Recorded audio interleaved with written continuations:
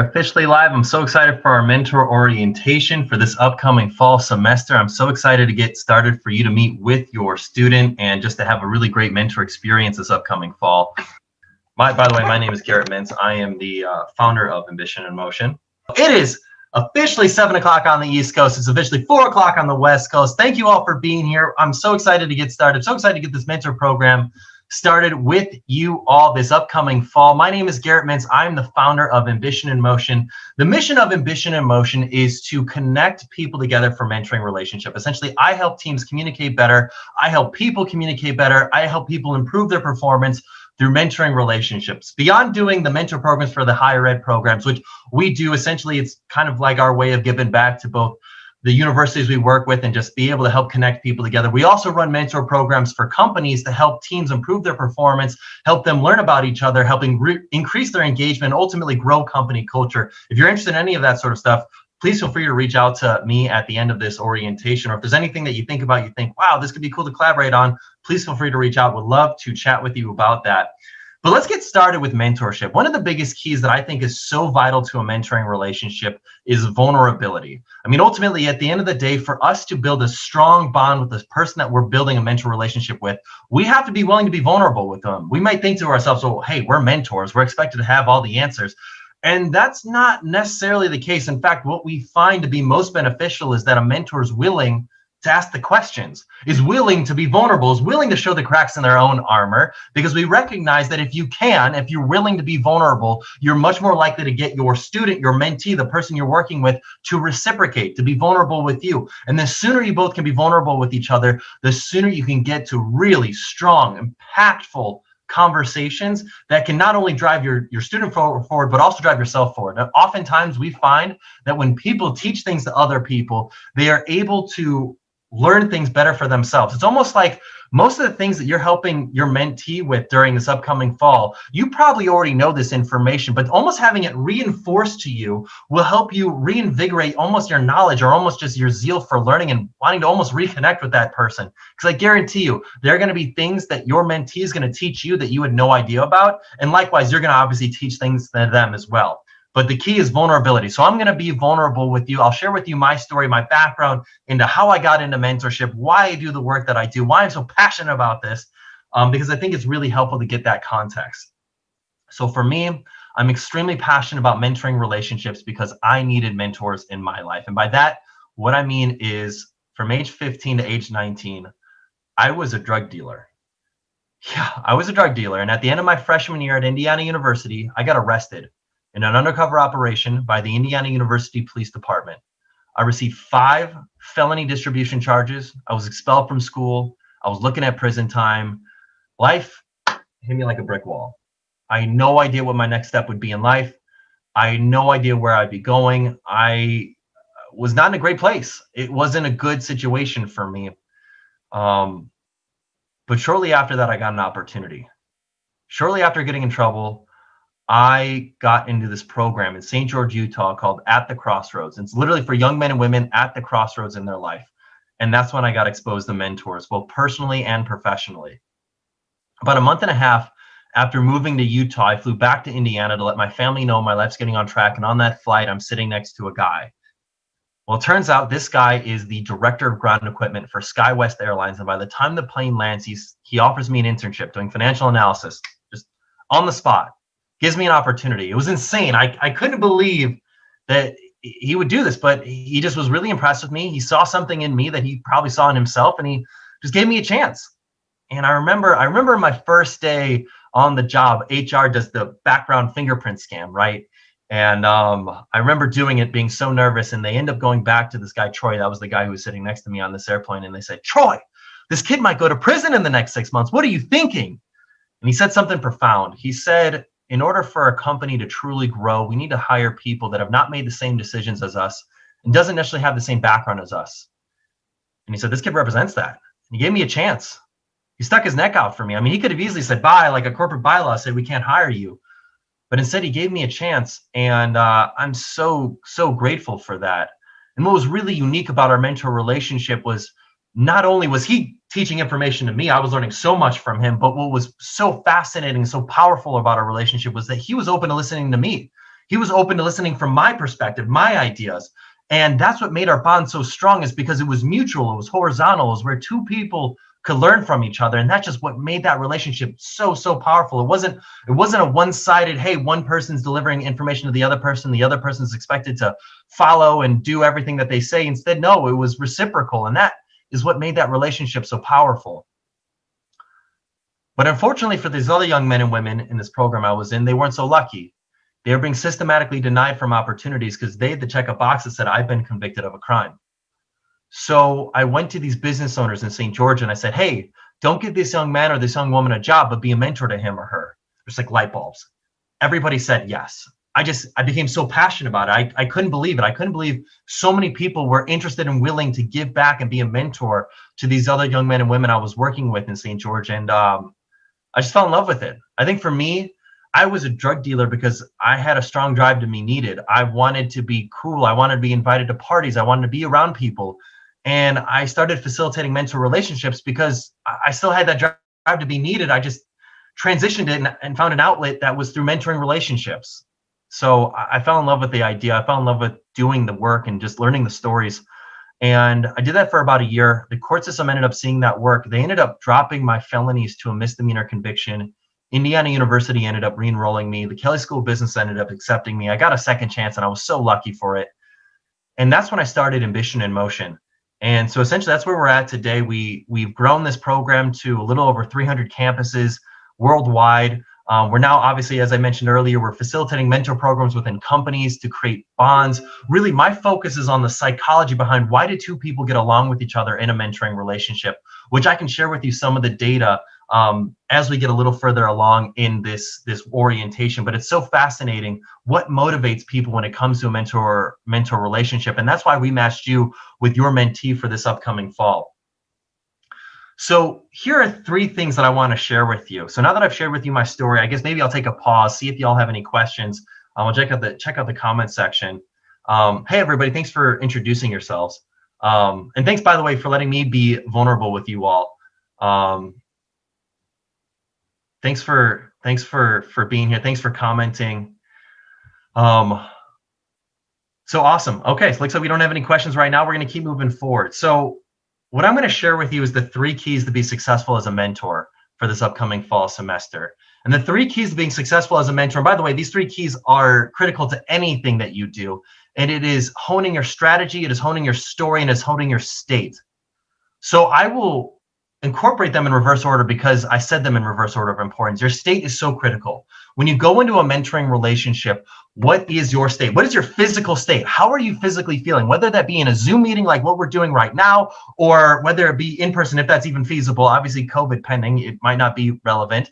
But even if you're meeting via Zoom link or even over the phone, what kind of vocal intonation are you giving? What kind of physical body language are you communicating? Are you communicating energy, like I'm here, I'm present, I'm wanting to make the most out of this experience? Or are you communicating, oh, I've had a rough, long day, I'm stressed out, I got all these other things going on? If what you're communicating in your vocal intonation and your body language is negative, you're going to have a negative result. If what you're communicating in your body language and vocal intonation is positive, is energetic, you're going to convey positivity. Now, what's cool is that you can actually control how you feel and what kind of body language you contribute via the things that you do. So you can actually change your emotions immediately, because there's a saying that your emotions drive your emotions, and you can change your emotions in a snap.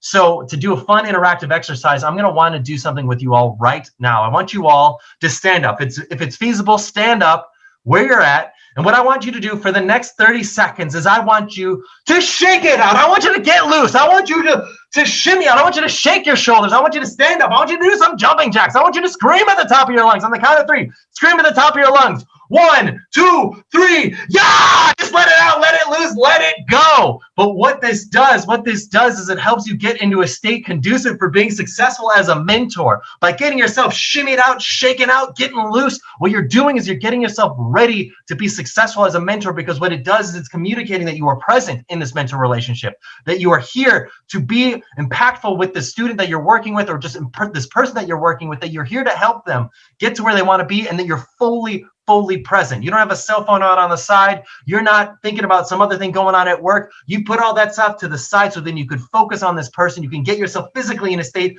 conducive for being successful. I like to pound my chest like as if I'm King Kong, because it gets me on top of the world when I get into these positivity states. It really is impactful. So the next thing I want to talk about is your story. So what is the story that you tell yourself? Why are you going to be successful as a mentor? So I guess maybe let's take a moment right now. Post in the comment section, why are you going to be successful as a mentor? I just want to learn. It's a confidence thing. I think really at the end of the day, it's between these two ears. If we think to ourselves like, oh, well, I'm an introvert and I'm not really good at socializing with people, I couldn't possibly be good as a mentor. If you believe that, you're not going to be good as a mentor. Whatever you tell yourself is going to be true no matter what. If you're an extrovert and you think, oh, I'm crazy, I can't handle myself around people, like I'm not going to be a good mentor either, that's not going to help you either. If you tell yourself a story for why you're going to fail, you will fail. If you tell yourself a story for why you will succeed, you can succeed. So why can you succeed as a mentor this upcoming fall? And it doesn't actually have to be your background. It doesn't have to be your experience. It doesn't have to be anything. It's just, perhaps it just could be your willingness to ask questions, listen to another person, and just give the best advice you possibly can. That's great. That's really all we're looking for in this mentor relationship. We're not necessarily here to have you hand somebody an internship on a silver platter or a full-time job or help them get accepted to their grad program. Really, it's just you're there to listen, ask questions, delve deeper, focus on them to help them get to where they want to be. That's it. Don't focus on yourself. Focus on the person you're in a mentoring relationship with. And if you can have an incredible experience. What I like to say is that if you can trade your expectations for appreciation, you'll be infinitely more satisfied and happy. I want you to trade your expectations for appreciation in this mentor relationship. So I want to learn why you're going to be successful as a mentor, just for you yourself. I'd love for it to empower other people. Post in the comment section. But the other key thing is don't have expectations. Don't come in thinking you're going to have this student that's immediately going to apply everything that you're going to tell them, because sometimes it doesn't work like that. Sometimes it's just getting to know them, just asking them questions, just finding the areas that you can find some deep purpose with your mentor and in your mentoring relationship. And the last key is your strategy. So the strategy is so critical because it is what you do to help yourself get ahead as a mentor and really make a positive impact in this mentoring relationship. And so this strategy could be perhaps maybe you have your first meeting with your mentor, or you're with your student, with the person you're in a mentoring relationship with, and maybe there are things that you didn't get to touch on, or maybe you didn't feel like you get to be fully vulnerable with them, or maybe there are some things that you feel like you could have done better and you want to do it for your next time. I think the key is that it's constantly iterative. And by that, I just mean you're constantly going to have to change things up to make the relationship better. Don't come in thinking that like if it doesn't work the way that you thought it would work the very first time, that you're a failure. You're not. But it just means that you need to be willing to try new and different things. And that's sometimes just a part of the strategy that you have to leverage. So with that, those are the 3 keys to success as a mentor and in this mentoring relationship. So let's talk a little bit about why being a mentor is so important. I mean, college students who have mentors are nearly 3 times as likely to thrive in their livelihoods than students who do not have mentors. College students who have mentors through their organization show greater levels of positive feelings emotional feelings towards that organization as an alumnus. College students who have mentors are 32% more likely to be engaged in their work compared to students that don't have mentors. This is from the Gallup-Purdue Great Jobs, Great Lives report. So outside of the impact to the students, being a mentor is extremely rewarding in the sense that it can teach you new things and provide you somebody in which you can bounce things off of. So let's talk a little bit about science and data. That's my background. So whether we're working with a company or whether we're working with a university or an organization, we're matching people together based on their work orientation. So work orientation is how you view your work. Some people view their work as a job. Some people view their work as a career. Some people view their work as a calling. And I'll share my screen just to give you an idea of what I mean by this. But work orientation is a spectrum. So like I said, it's job, career, calling. It can change throughout your life. So it's fluid. So when I was in Utah, I was probably more career oriented. I was motivated by professional growth. I constantly wanted to learn new skills. Right now, I probably sit more closer to the calling orientation. I'm motivated by impact. There's not a right or wrong work orientation. So no company should ever say, hey, all my people should be job or career calling oriented. There's no correlation between being more engaged at work and any one of these work orientations.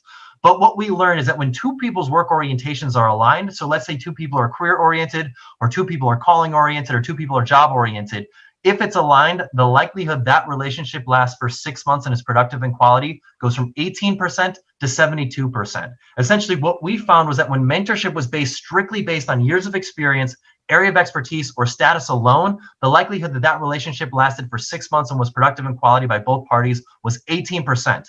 And this stunned me because every mentor program that I known was predicated on this notion of senior person, junior person, put them together, let them figure it out. But that's not how the best mentorship works. The best mentorship works when you can align work orientation. It's about why you do your work, not what you do for your work. So that's why we paired you with your student. So if your student is maybe in a field that's slightly outside of your wheelhouse or slightly outside of the experiences that you've had in life, that's okay. Because we recognize that your work value system, your work orientation, really, some other people have put it like your work love language is aligned. The way that you view your work and the way that your mentee views their work is aligned. And that's what's going to really sustain that relationship and make that relationship rewarding. And that's essentially what the science and data shows. It's about why you do your work, not necessarily what you do for your work. And that's something that I was stunned by when we found this data out. And I wanted to share that with you all today because I thought you'd find that interesting as well. So that's why we matched you with your student. That's why we matched you in that mentoring relationship.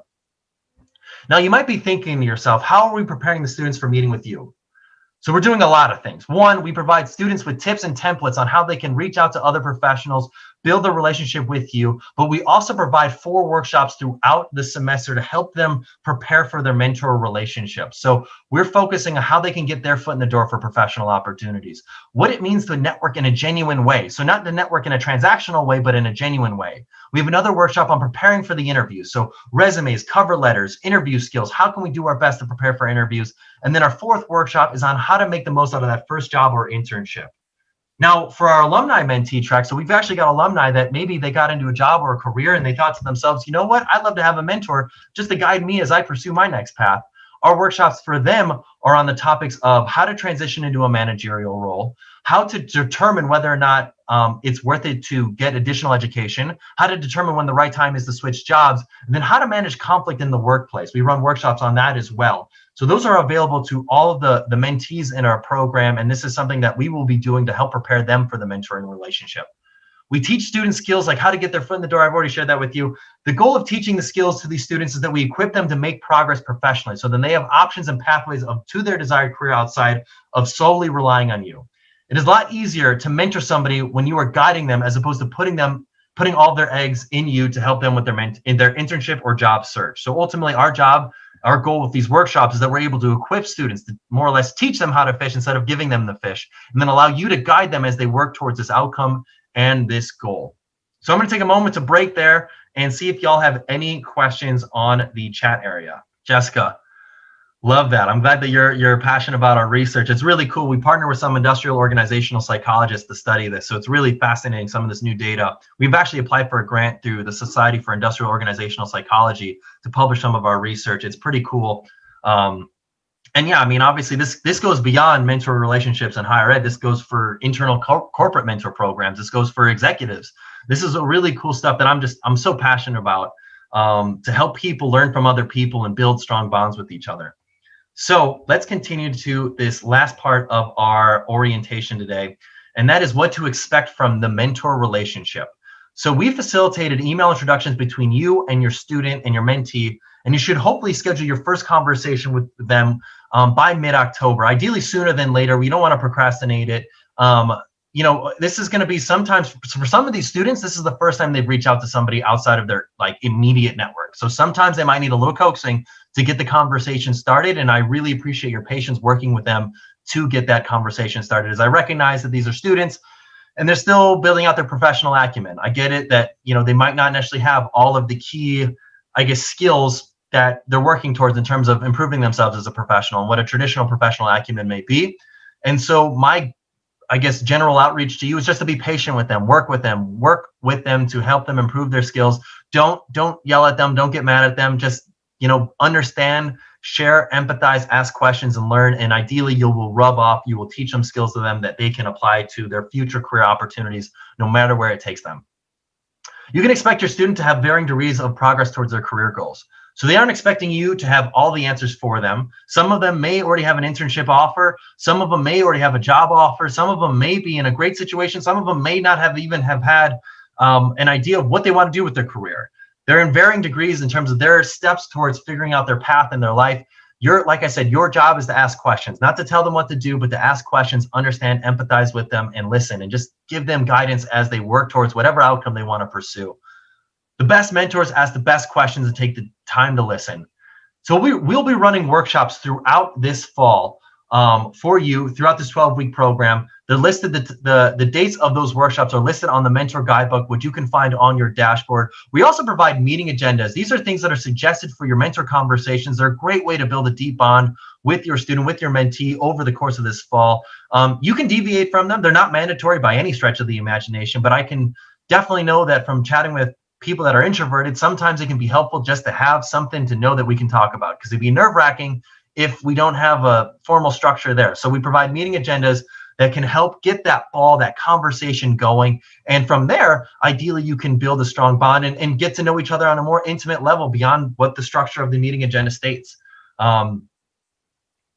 If you can attend a live workshop session, ideally you can be there live, because it's so great to having this interaction.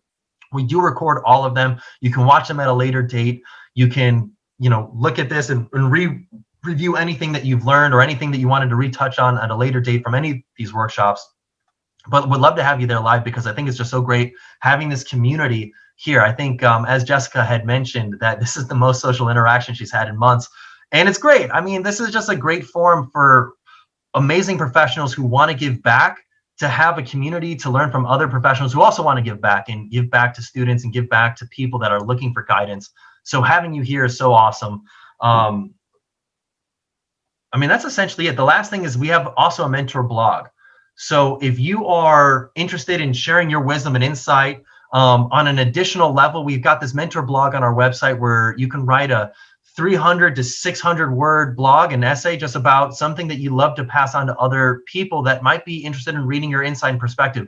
We love posting guest blogs. We love sharing other people's insights and wisdom. If you're a writer or you're thinking, man, I love to share my insight and wisdom with other people, would love to have your guest blog in our guest blog on our website. You can actually find it on our website. Just go to blogs, guest blogs. I also write a lot. I write for different business journals on the topic of mentorship and research and industrial organizational psychology and why people get along with each other for mentorship.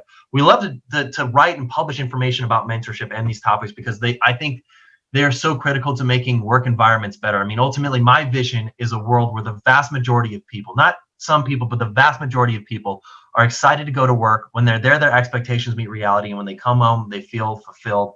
Everything I do work towards that. And my goal is to help empower people to have mentors that can help them find the greatest outcomes from their mentor relationships and their work relationships as well. So lastly, just to set the expectations, be patient with your mentee. Recognize they may not reach out to you right away. They may work to sometimes. When you are able to set up conversations with your students, just reach out to them. When you are able to reach out to your students, just make sure that you're coming in present. That whatever baggage you've got from your work, from your life, from anything outside of this mentor relationship, come in present, ready to just make the most out of this relationship. Because ultimately, I recognize that there's a lot of things going on. We're obviously in a COVID period, but your students are relying on you and they're leaning on you, and they can really get a lot out of you as they go through this difficult period. And I'd love for you to be there as a support person as they work through this mentoring relationship and obviously this very difficult time. So thank you all for being here.